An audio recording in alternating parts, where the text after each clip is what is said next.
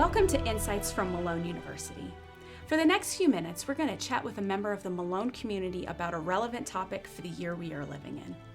It's our goal to help you know the heart of Malone better and to help equip you for a future of lifelong learning and service to your world. Today's guest is Linda Leon. Linda is the Director of Spiritual Formation here at Malone, and she's been working with students since 1995. We'd like to talk about how Malone supports the spiritual growth of our student body. Young adulthood is a pivotal time for making one's faith one's own, and the global pandemic has created some interesting opportunities both for growth and challenges in terms of a student's walk with Jesus Christ. Welcome, Linda. Thanks, Connie. We're so glad you're here. Thanks. So could you briefly describe the idea of spiritual formation for us? What does that mean? Sure. I always tell students that it has to do with this idea of roots.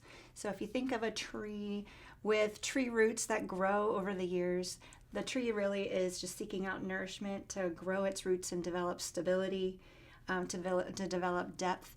And so spiritual formation in general is just helping students to understand how to know, love, and serve Jesus and to form their spiritual roots. In the book of Colossians, the Apostle Paul talks about growing our roots down into Jesus to develop stability and faith. And so spiritual formation is a lifelong process for us, and we help students to focus on that holistically at Malone, not just in spiritual formation programming, but in the athletic field and in the residence hall and in the classroom. I think something about Malone that's really special is the way that academics and spiritual formation play together, how one thing informs the other. Right. And you look at your academic discipline through a lens of spiritual formation. Right. And you consider your academic pursuits while you're considering how the world is shaped and formed by Jesus. That's right. I know at Malone we want to focus on a student as a whole individual. So we know you need to be academic and we need to focus your educational and intellectual mind, but we also want to focus on your social skills and your physical health and your emotional wellness and your spiritual health. So we all work together in the classroom and outside of the classroom to develop you as a whole person. Those are a lot of things. It's a very complex puzzle. It is. It is, but that's why all of us work together. All faculty and staff work together for this general spiritual formation and holistic growth. So if spiritual formation is something you work on, it's a path for your entire lifetime. Mm-hmm. What does that look like specifically for a young adult, for a college-age student? Right. I think there is a specific way that spiritual formation happens for someone who might be between the ages of 17 to 23 roughly, and that's because it has to do with our development as a person, the way our personality and our brain are developing. And it's very distinct for that age group. I always tell students it's like having a backpack. So we all have this backpack of beliefs that we carry around. It informs our beliefs, our attitudes, our values, and our behaviors. And we may or may not know we have that backpack on. And inside that backpack for a college student, not a traditional college student, again, age 17 to 23 or so, you've got stuffed in there all kinds of opinions and observations and beliefs that you yourself have put in there, that your parents or your grandparents or a guardian has put in there, that maybe you've gotten from media, that you've gotten from culture, that you've gotten from a youth group, or church. Everything is stuffed in there. And what's wonderful about being that age as you go into young adulthood is that we're helping you to learn in college how to identify that backpack, that you're wearing it, take it off, and start to look through and say, what are these beliefs? What are these values that I'm carrying around? Are they mine? Do they belong to someone else? And as they go through the years in college, we want them to ask themselves, what do I believe and what am I going to keep in that backpack and what am I going to take out? Because those aren't mine. Those aren't true. And hopefully by the time they graduate, they've put in that backpack the beginning beliefs and attitudes, the values and behaviors, and they sling it over their shoulder as they head into young adulthood. And that's why I really love working with college students. I think that's a really helpful visual. To think through these things together as a package and also individually, that you as a rising adult have the choice and the license right to keep what you want and rethink perhaps what you think you should rethink. Right. We want you to do that because we're trying to equip you as you head into young adulthood. So we want you to be asking good questions, and we're going to be with you the entire step of the way to mentor, to inform, to, listen to you as you vent, just so that you are equipped heading into young adulthood to stand on your own 2 feet, knowing what you believe and how you want to live. Absolutely not a path to be walked alone. Right. So how does Malone do spiritual formation differently than other Christian colleges? Sure. I mean, I think that all Christian colleges would want their students to do what we say we want to do, which is to know Jesus, to love him, and to learn to serve him. I think one of the distinct things that we do at Malone is, like we talked about before, we holistically work as a campus to grow student spiritual formation. So in the classroom, in the athletic field, in the residence hall, in spiritual formation programming. But when it comes specifically to our programming, we call them SFOs, Spiritual Formation Opportunities. What we've done is we give students over 300 options a semester in small groups called life groups, or medium or large size groups. We give them all of those options, and we ask them to pick about 15 every semester to go to that they choose, that they're leaning into as something that they say, I want to grow in my understanding of faith or life, and so I want to choose these topics or these speakers.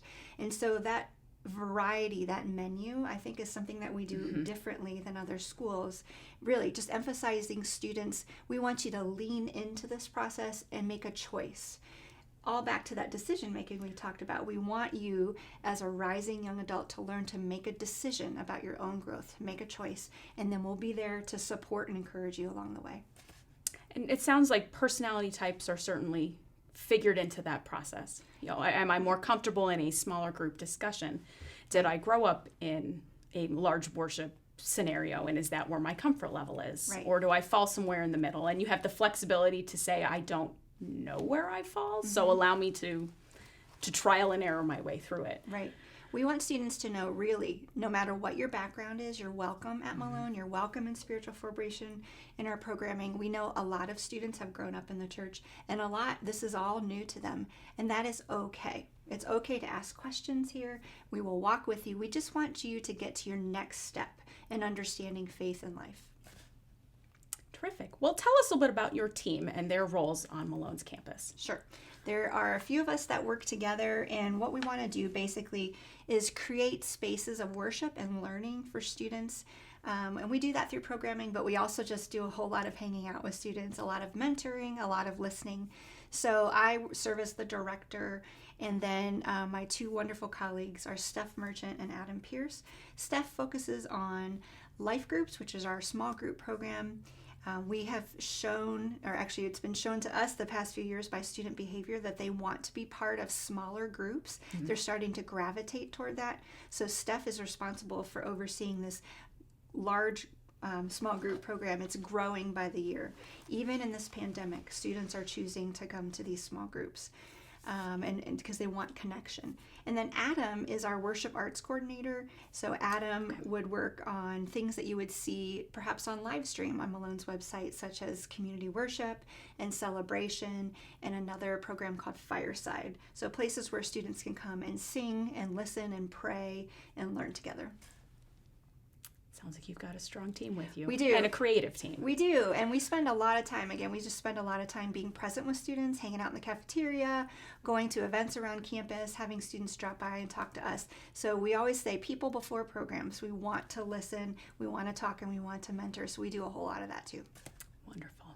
So let's talk a little bit about the pandemic and how the immediate social isolation that came with protocols for the safety of our collective whole, Right. how that impact. We are not naturally wired by the Lord to be isolated. No. And that has impact on our souls. Could you talk a little bit about that? Sure. Yeah. I would love to talk to people more about this, how we are created to be in community. We can see that from the beginning of the Bible in Genesis. That's a long story. I won't preach it here. But what I've seen, and probably what you've experienced yourself and the folks watching this video have experienced, are this sense of loneliness and isolation, and a sense of things are not the way they're supposed to be. We are not connecting with one another. We feel very isolated. We I've observed, and maybe you feel this in yourself, that we seem to be getting used to the level of stress that we're under, used to this idea of disconnection, but that is not the way it's supposed to be. Mm-hmm. So even though we feel more used to it, our bodies and our brains are still operating in a time of stress. And so a lot of what we've seen in students is just this longing for this to be over, for this longing for things to go back to the way they can be so that we can just relate and hang out and spend time with each other. This ability just to give each other hugs or high fives or whatever, this physical connection that's not there.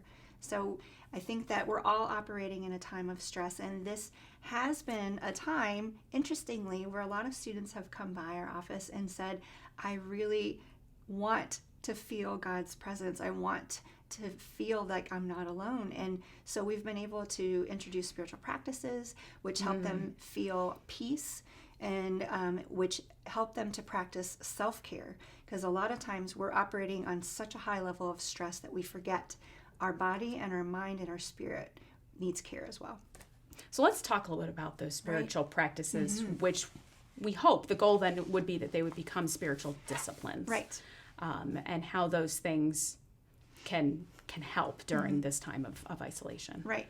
And all spiritual practices are these things that we practice repetitively to kind of grow and to strengthen and to develop stability. Back to that idea of roots. We want to develop stability. And this isn't uncommon. If you think of, if anybody watching is a musician or a student athlete, I know you're a musician, Connie. I was an athlete growing up, played basketball and volleyball. We knew that to develop a skill, to strengthen, we needed to practice. And so spiritual disciplines or spiritual practices are simply recognizing that we long for a connection with God and others. And so we want to put ourselves in a place to be present with God, to practice these spiritual disciplines. And so there are many, many that we can do to help in this time of isolation and pandemic, but there are a few that I've pointed students to often, I've written about, that I think can help. One is called breath prayer, where we simply notice our regular breathing in and out, and we breathe in a name for God, and we breathe out a simple prayer. And you just continue to do that, maybe over the course of 5 or 10 minutes. And it helps you to remember that God is with you. He loves you deeply. And it puts you intentionally in the presence of God, just to notice him and just to be in relationship with him. I also talk to people a lot about unplugging, which is interesting because we're talking about unplugging as people are watching us on a screen. So what I'm actually suggesting after this video irony is that unplugging involves putting away all screens, all devices, and not just putting a phone on vibrate in our back pocket. It's actually turning it all the way off. Deciding you can start for 15 minutes, aim for 30, hopefully you can go up to an hour, but try to not look at any screens, because the constant notifications, the constant news cycle are stressing us out. It makes our brains continue to whir and to just keep going, and it actually inhibits our ability to slow down. And there are a couple others that I would mention. Just I can go into detail, but I think that we forget, or maybe we don't know, that God welcomes all of our emotions, that he created us as emotional beings, and they all have a place before him. And that would include lament. So often I'll tell students, take time to lament or to basically complain or write down your sadnesses. Tell them to God, because he wants to hear them. Just like we see in the book of Psalms, so many of those Psalms are written out of sadness or lament to God. And that's part of our connection with God. And then on the other end of the spectrum, gratitude is also a part of our life with God. Remember things that we're grateful for. Science actually shows that if we physically write down 3 things we're grateful for before we go to bed, and then when we wake, we do that again, it actually releases serotonin, which is this feel-good hormone in our brain. But importantly, it also connects us back to God. It connects us back to our community to remember, what am I grateful for, no matter what stress I'm under? And that will help us not only to feel peaceful, but it's this sense of self-care. Our God is certainly big enough to shoulder all of our emotions. He is. He created you with them. He loves you with all of them. Despite all of them, he can take anything that you can send his way emotionally. enjoyed your parallel between athletics and music, and it made me think back to my piano teacher from college, who I remember saying very early in my college career, practice doesn't make perfect, but practice makes permanent. Right. Whatever, if you practice it wrong, it's not going to be perfect, but it is going to be permanent. Right. And it leads me to think that, a lot of these things may not feel natural at first. Right. Turning off our phones does not feel natural at all. Right. Right. But he can help us. His Spirit can help us. Right. And with that practice can come some permanency of this is now part of a spiritual discipline. This is a part of a routine that I know will be helpful to my mind, my body, and my soul. Yeah, and the whole point, I always make sure people know that the whole point isn't to do spiritual disciplines and be successful in any way. There is no success. All it is simply placing yourself before the God of the universe who loves you and saying, I just want to take one step towards you today. I want you, Lord, to transform me, because we're not in charge of our own transformation. Only the Holy Spirit can do that. So the whole goal of spiritual formation is not to become a better person or a more moral person. It's to become like the person of Jesus Christ, and only Christ himself can transform us into that day by day. And it just starts with one step at a time to put ourselves before the Lord. Any final words of encouragement that you can provide as we continue to navigate these days and wait in patience with endurance while God Almighty makes things right? Sure. I would say, if for the young adults watching this video, I would say that unfortunately, research shows, there's a company called Barna Research that shows that this generation of young adults is the most isolated and anxious of any other generation before it. And the pandemic has made that obviously even worse. And so take time to recognize that in yourself. And if you are a parent or guardian of a young adult, of a student, take time to recognize that that is part of life, but that there is a path that can lead away from isolation and anxiety, or at least start you on that path, and that is the path toward connection and stability and hope, which we would say at Malone, the only way on that path is toward the Lord of the universe, toward the God who loved us and who made us. Well, just for fun, I like to ask a few questions of each of our guests. So, what's the first word that comes to your mind when you think of Malone University? Well, I have spent so many years here. I've spent over half my life working here, and I was an undergrad. So the only word that comes to mind is home. Home. That's what we want our future students to feel when they come here, too. What's your favorite spot on Malone's campus? My favorite spot is actually the building in which I work, the Randall Campus Center, which we call the barn because it looks like a big brown barn. Just because I've spent so many years in there, not only working and being a student, but the barn itself is just warm because it's all wood inside. There's a fireplace, and I've had such wonderful conversations with so many people over the years that barn is just like my favorite place on campus. It's very cozy, right, and distinctive, and it's like in terms of buildings on campus, like you can't miss it. Yeah. I feel pretty honored and blessed to have an office in a building like that. I think it's really fun. What's your favorite thing to do in Canton? I really like to eat out. There are so many places in Canton that are wonderful, that are locally owned. We, of course, we're on the map in Stark County for having any chain restaurant that you could think of up toward the mall area. But there are so many locally owned joints that I love, such as Deli Ohio or Basil. Wonderful coffee shops like Walkie Talkie. And so there's just great places to eat and to have coffee all over. We just eat our way around. I could do that. It'd actually be a problem. What's your favorite Malone tradition? Oh, there are so many, but Air Band, which happens in the spring, is one of my favorite competitions, and it has been for years. I had started taking my kids to it when they were way little, and now they're older, and they just spent year upon year at Air Band. But Air Band is one of those events where if you've ever been somewhere and afterwards your face hurts from laughing and smiling so much, that is Air Band. I absolutely love it, and I buy VIP tickets every year so I can sit up front. It really is fun. And you know what? We did lip sync before it was cool. Right. way before. For years and years. That's Everyone right. else got on the train after. Right, and all of a We did sudden it there's a before it was trophy cool. for it on campus, but we did it before it was cool. You remember that, Connie. Good. Yes.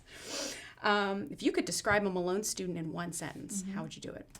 Yeah. It's hard, but I actually thought of one word, and that's determined.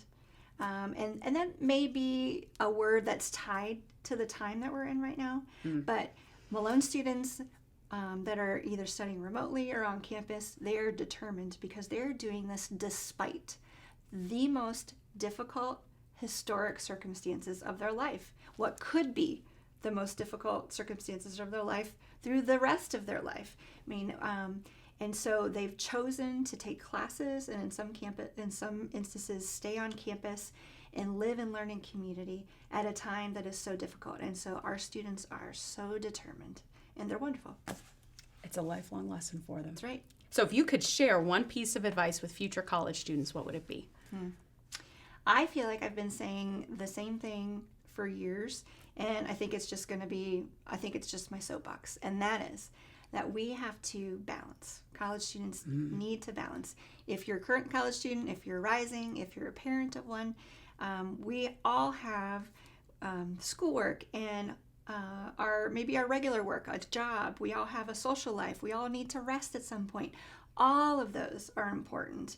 And it's not just me saying that. It's not just that that's good for your health, but that's actually the way God has created us. He's created us with a rhythm of work and rest. We need to recognize that, not feel guilty, because if the Lord made us that way, it's okay to lean into that and to develop that sense of balance.